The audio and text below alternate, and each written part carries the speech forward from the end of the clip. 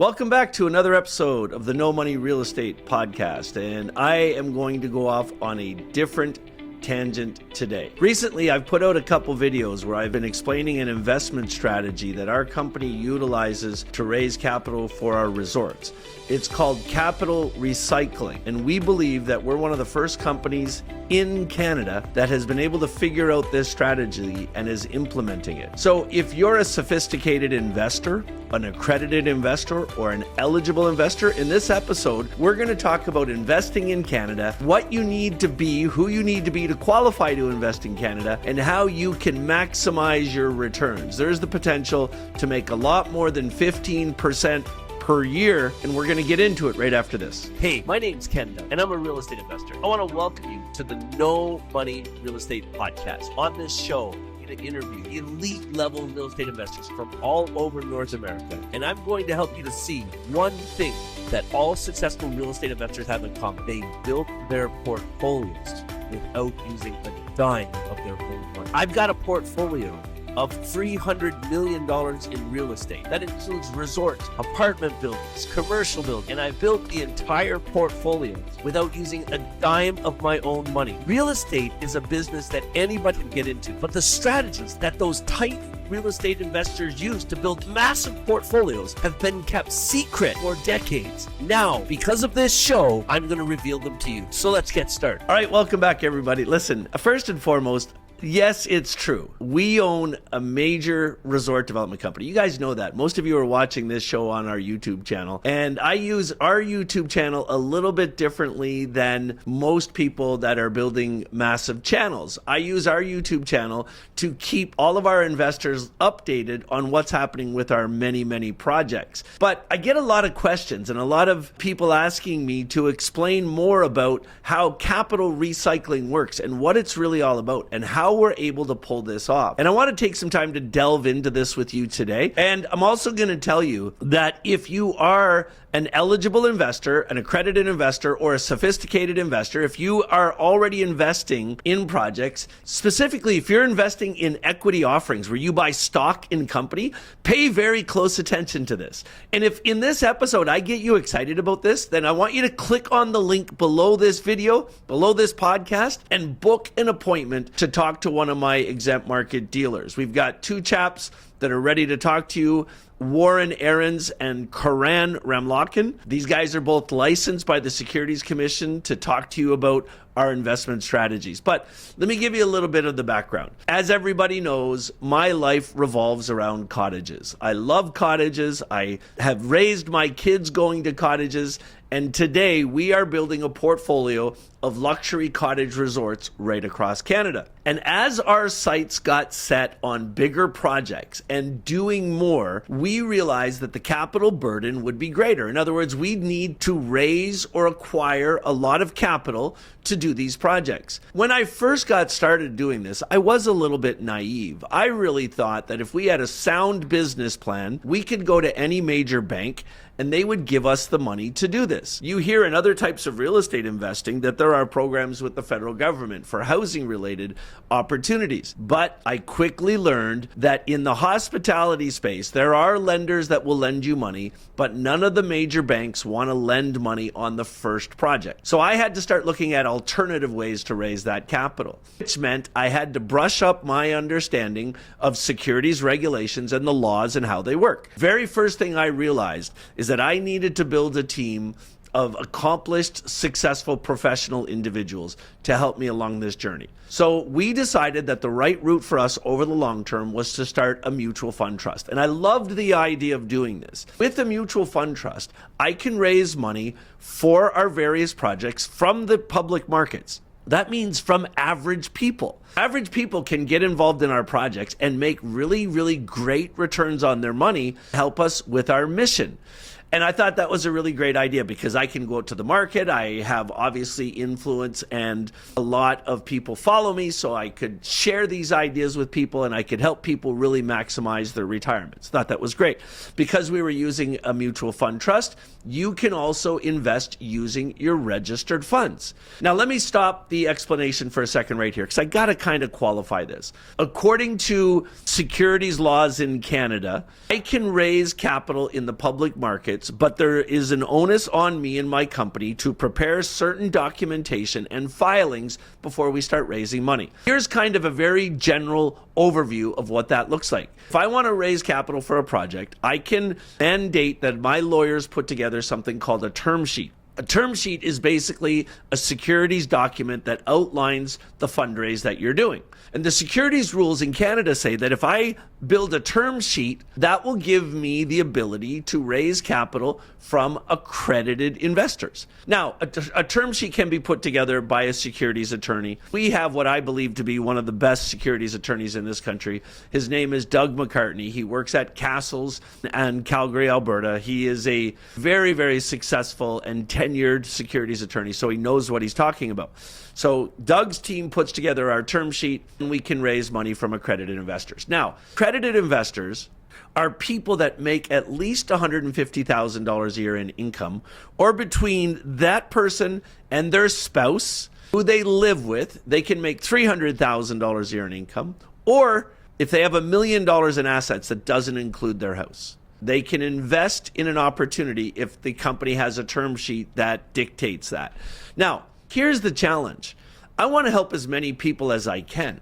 If you think about the requisites, the prerequisites to be an accredited investor, that means that very few people in Canada are actually accredited investors, likely the wealthiest of people. So the Securities Commission, the Canadian securities laws, they came out with another level. They said, if somebody is willing to put together an entire operating memorandum for raising capital, then you can go to a larger group of people. So an operating memorandum starts with a document that outlines the entire project, but there's other supporting documents that need to be provided along with that operating memorandum in order to validate what we put into the OM.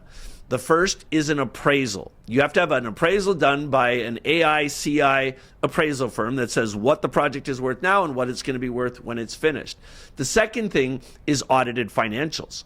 Our company has to have our financials audited to prove to the regulators that we have everything under control and there's no financial security concerns for our company. So now what we do for most of our projects is we go that extra step. We put together an operating memorandum and we file it with the regulators. This allows us to raise capital from eligible investors, which is a larger group of people. So an eligible investor is somebody who makes $75,000 a year in income, or between them and their spouse, it's $125,000 a year.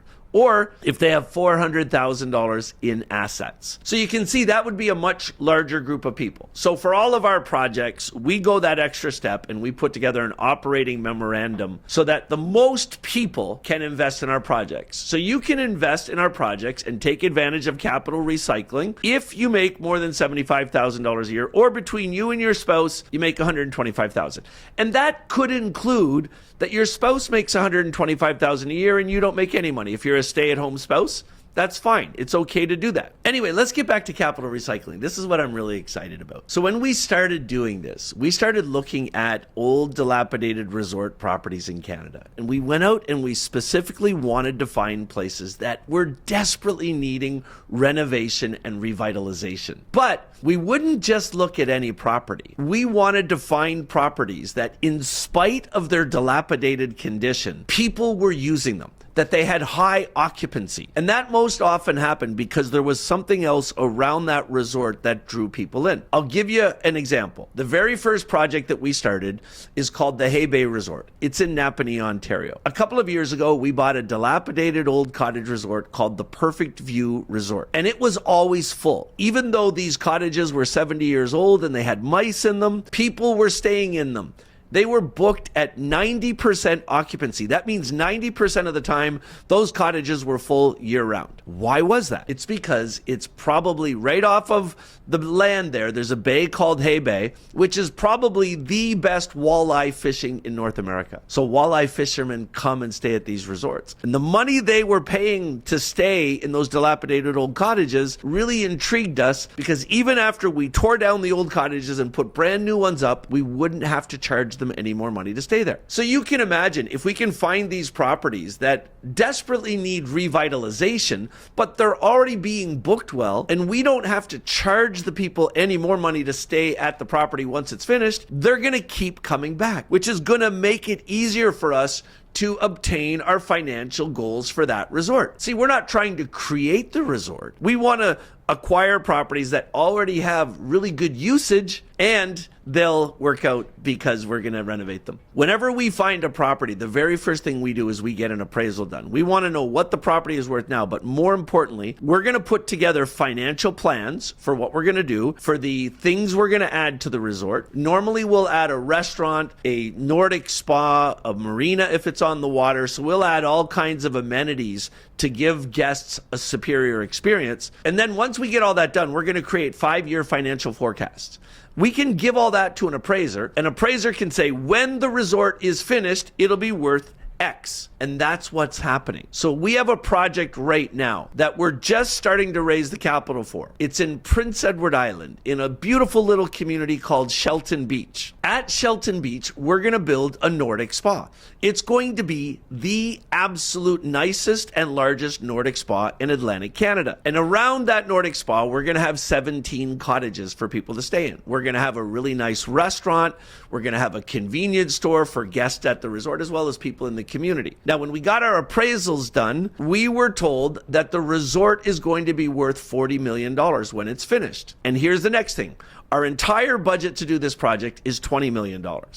So to raise the capital for this, we're raising $10 million in an equity raise. That means if you're an eligible investor, you can literally put some of your money into the project. The minimum investment is $20,000. So you can put $20,000 into the project. Now you can put cash in if you happen to have the cash available, or you can put your registered funds in. And we have a lot of people right now that are starting to put registered funds into the company. Now here's the most amazing part about this. So we're going to raise $10 million from investors, and that's going to give us 50% of the money we need to complete the project. Out of that first $10 million, we're going to finish renovating 5 cottages that are on the property. We're going to add 8 new cottages to the property, and we're going to buy 3 cottages that are just down the road from there. So that will give us a total of 16 cottages, and we're going to start renting those cottages right away, even before the spa opens. Why? Because we're going to make about $70,000 a month with about a $35,000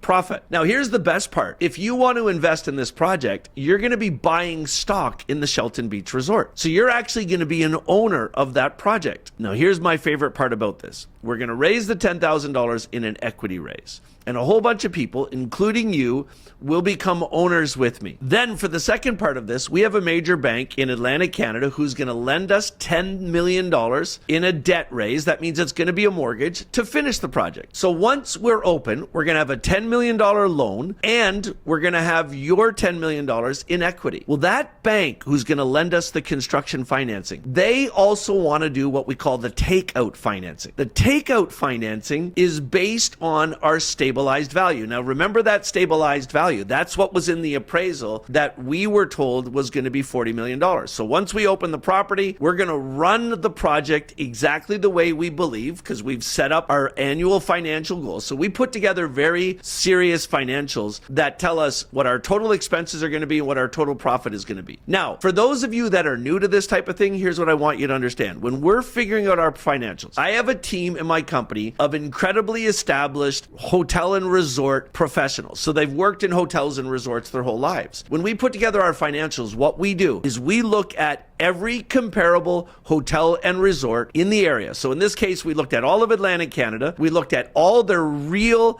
average numbers, so what their finances look like now, their profits and losses, and we take 60% of what they're doing and build our financials with that. So none of this is guesswork. We're doing this based on comparables, and we take 60% of that number. So we know that if we fill up 60% of our rooms and we do 60% of the capacity in our restaurant, in our spa, we'll make $10 million a year with about $4.5 million in profit. Now, we know that we're going to do better than 60%, but that's what the numbers we're doing this based on. And based on those numbers at 60%, our appraiser said the place is going to be worth $40 million. Well, listen to this. That bank that gave us the $10 million to finish construction, they also want to do the takeout. So they say if you come within 20% of your financials that you told us, your projections, we will give you a loan of up to 60% of your stabilized value. So 60% of 40 million is 25 million. We're only going to take a loan for 20 million. Why are we going to do that? Well, we're going to pay off the 10 million they loaned us for construction. Then we're going to give all of our equity partners back their initial capital, recycling capital. That's what this show is all about. So I want you to understand this really clearly. Now, for those of you that are watching the show or listening to me on the podcast, if you've invested in an equity offering before, if you've bought stock in a company, you put your cash in and you buy stock, you know the reason you do that is because you want to participate in the dividends. So you're going to get a piece of the profits, but you also want to participate in the exit. When they sell the company, you'll make a large return. Now, unfortunately, it's really hit and miss when you're buying equity in a company. Sometimes things don't go well, and then there's negative sides to being an owner, like capital calls, where a company could say, hey, we're in financial trouble, you got to put more money in or you lose your stock. Those things happen. But we figured out to do something that's revolutionary, that nobody else is doing right now. When we refinance a company 1 year after it opens, we're going to give you your initial capital back. The CRA has provisions in its legislation that allows us to give you back those initial dollars that you used to buy your stock tax-free. Here's the best part. We're not buying back your stock. We're going to let you keep the stock. As an owner of the company, CRA says if you can afford to give everybody back their money at the same time, you can do that and you don't have to redeem their stock. So we're going to give you your initial 10 million back, your initial capital back, which means we're going to be carrying a mortgage for $20 million, but it's okay. We're still going to be able to carry that mortgage and give you about a 15 to 18% return on your money every year. But check this out. There's no risk now in this for you because we gave you your initial capital back. Now, the most sophisticated of you, people that have done this before and put money into projects, right away I know what you're thinking to yourself. Why would you do this? You don't have to do this. If I'm putting my money into your company and buying stock, I'm buying the stock with my money. The money is now yours, which is true. However, let me pose this question to you. If we do this, if you take some of your money and put it into the Chelton Beach project, and everything goes exactly the way we planned. We open a year later, everything is going well, we hit the stabilized value we wanted, we refinance the project, you start getting paid dividends every quarter, which equal about 15% per year, so you're happy, and then I give you that initial capital back. Is it fair to say that if everything goes well and you're happy with the experience, you'd be more than willing to take that same initial capital and put it into the next resort we're doing and do the same thing? Recycling capital. That's what we've figured out. Because every one of the resorts we do, we are not going to do it unless we get an ARV appraisal that shows that significant lift in value, that allows us to execute on this strategy to refinance the property and give our investors their money back. The reason we want to do it this way is because raising capital is hard. But if we can keep our investors happy and they start making those returns and they get that initial capital back, they're more than likely going to want to put it into the next project. Now let's look at this aspect of it. Let's say you do this in the first project and you put $100,000 in and you're realizing a 15% annual return on your money. That means you're going to make 15 grand off of the 100 grand. Now I give you the 100 grand back and you put it into another resort and the same thing happens. You're making 15% in each resort on that $100,000. So you're making 30 grand, which is actually 30% return on that initial capital. Well, let's say you do that 3 more times. Now you're at $75,000. Do it 2 more times, you're over $100,000 in annual returns off an initial $100,000 investment. Friends, that is revolutionary. That has not happened before. And if you are an accredited and eligible investor or somebody that has done this before, I would really invite you to click on that link below this video and book an appointment to talk to one of my dealer representatives. These gentlemen will walk you through the details. They are licensed to sell securities, so you can talk to them openly. They'll look at your portfolio. They'll give you advice on it. This advice has nothing to do with getting your money into our company because they have to make sure that you're not overly weighted in any one investment, but they'll answer all your questions. The other thing they'll do when you book an appointment, we'll give you access to our data room so you can see the financials on the project. You can actually read the appraisal that we had done ourselves. You can validate everything that I've talked about in this video. Friends, Capital recycling is a strategy that I think, to be honest with you, we tripped on. We were getting these appraisals done, and when we realized that we had the opportunity to do this, and when we talked to our banking partners, they said, yes, if you hit those stabilized values, we'll give you up to 60%. When we looked at what 60% was in the case of the Chelton Beach Resort, 60% is 25 million. Well, we only need 20 million to pay back our construction financing and to reimburse the initial investment of all of our investors. So now all the risk is eliminated. You've got your initial capital back and you can go on this journey with us. Friends, if you have any questions about capital reinvestment or the strategies I've outlined, feel free to ask the questions in the comments below this video. But more importantly, if you're an investor, if you are putting money into projects right now, if you have capital available to invest, or if you're an eligible investor, so you make at least $75,000 a year and you have money in your RSPs and you're not making 20 or 30 or 40% per year on your RSPs, take control of them. You can move your RSPs from your bank into a self-directing account with a company called Olympia Trust or Pacific Western Trust, and you can go on this journey with us. All you have to do is to book a free consultation with one of my dealer representatives, and they'll get you started.